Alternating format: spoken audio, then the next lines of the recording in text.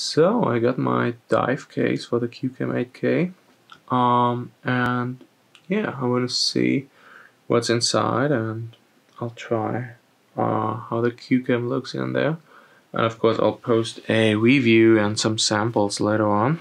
So first, let's look. What do we have here? So we got this. Put this aside. Let's see. Okay. I guess there isn't much inside. It's pretty much the waterproof housing itself. But that's not an issue. Oh, it looks pretty. It's bigger than I thought. Curious to see how the QooCam looks in there. Kind of feels pretty solid. Looks and feels pretty neat. Let's open this up. Oh, does look like it will break anytime soon. I had some waterproof housings for action cams and lots of cams, and that's a point. That's the weak point on most, but it looks pretty solid here.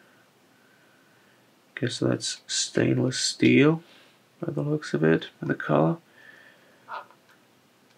Oh, how do I open this? Just okay. Let's not break it. Have a look around. So, oh, okay. Just bring it down. Just had to use a little bit of force here. There are no scratches on this. That's a good sign. Let's see. I'll get my QooCam quick. It's actually on a stick, but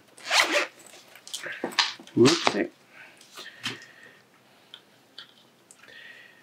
So just make sure to put it in the right way.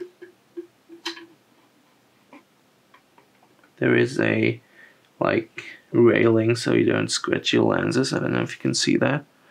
Those plastic things, because you have to shove it in there. And let's close this up. This here. And yeah, looks pretty good.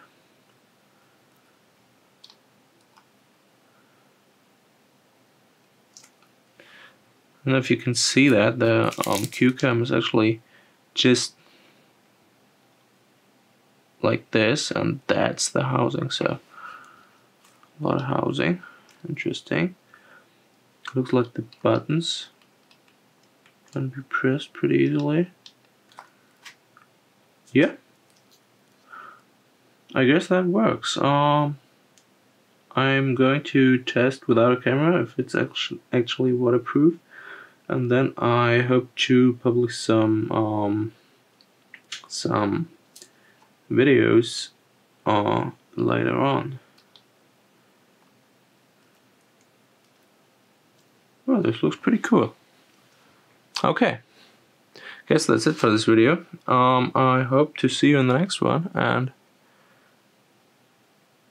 yeah, see you then.